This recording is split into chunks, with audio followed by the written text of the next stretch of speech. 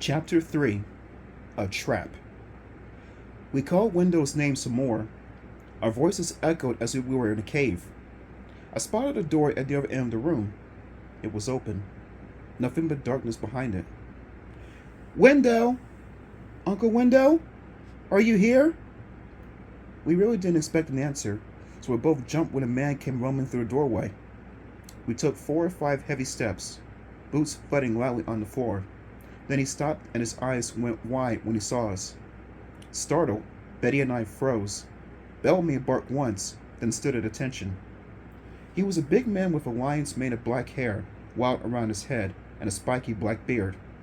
He wore a loose-fitting plaid lumberjack shirt over baggy khaki pants and black knee-high boots. He squinted at us, his big chest heaving up and down. Breathless, as if he didn't expect us, he rubbed his beard with a pudgy hand. "Hello there," he said finally. His voice was deep and scratchy. "Uncle Wendell?" I said. You were here," he said. His black eyes studied us. They moved from Betty to me. He rubbed his beard some more, as if he was thinking hard. "Our parents were late," Betty said. "They couldn't stay to see you. They are sorry, but—" "You've grown," he said in his rumbly voice. "Betty and I are 12, I said. He nodded. Then he took a few steps closer. "I want to apologize. I was out back. I wasn't here to greet you." "That's okay," I said. We're so glad—" Wendell lowered his eyes. "I'm afraid you've come at a bad time." "A bad time? What did he mean by that?" "But can we still stay here?" Betty asked. "Yes, you must stay here," he said. "I need your help." He waved a big hand, motioning for us to follow him. Betty and I exchanged glances. What is going on here? Why does he need our help? He led us down a dark hall to a room near the back of the house. Bellamy followed, bumping us from behind as we walked. The dog didn't want us out of his sight. The room was huge. A fire flamed in the white stone fireplace that nearly took up the whole wall.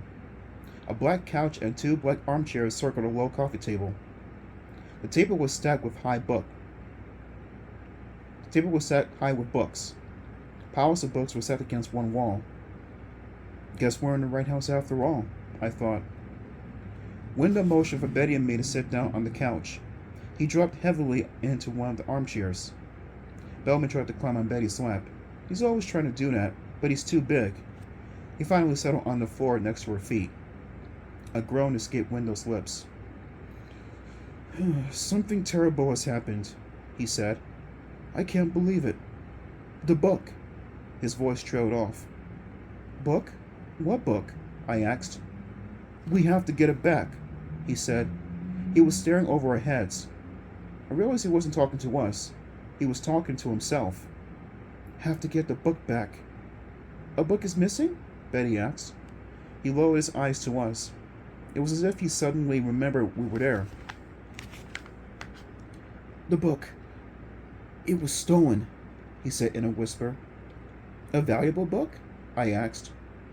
"It's a long story," he answered. "I'll tell you all about it later. Let's get you settled into your rooms. Then we can talk." We both stared at him. A book was stolen? Why is he being so mysterious about it? Does he always act this weird? "Sorry your timing is so bad," he murmured, "but we'll make the most of it." He spread his hands over the arms of the chair and pushed himself to his feet. "Let me show you to your rooms." Betty and I stood up. Bellamy jumped to his feet, too. Wendell frowned at the dog.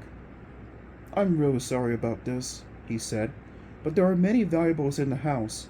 Your dog must stay outside." "No!" I cried. "Bellamy doesn't wreck things, and he's used to being inside with us." "I'm sorry," Wendell said, still frowning at the dog. "We'll take good care of him. I promise." Betty hugged the dog's neck. "No, please, give Bellamy a chance." "Wish I could," Wendell said. He turned and shouted down the long hallway. "Jesse, come take the dog to the back lawn."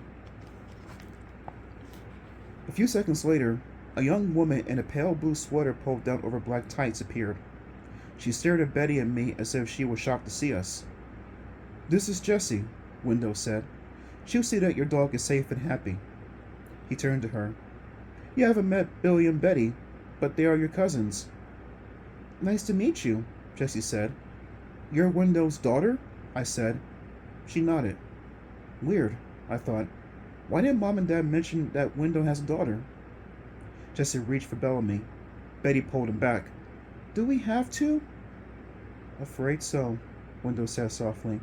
I have so many valuables to protect. He sighed. And the most valuable thing of them all has been stolen. We'll be too busy searching for it. We won't have time to worry about the dog. Betty hesitated for a long moment. Then she let Jessie lead the dog away. He's real cute, Jessie said. You can come visit him out back if you want. Her shoe was clicking on the floor. She disappeared down the hall with him. Follow me. Your rooms are upstairs, Window said. He led us down the hall to a steep wooden stairway. Hold on to the banister, he said. This house is old, and some of the stairs are weak. The stairs creaked and groaned under our feet as we climbed. Upstairs, a row of rooms opened to our right. The wall on the left was lined with bookshelves.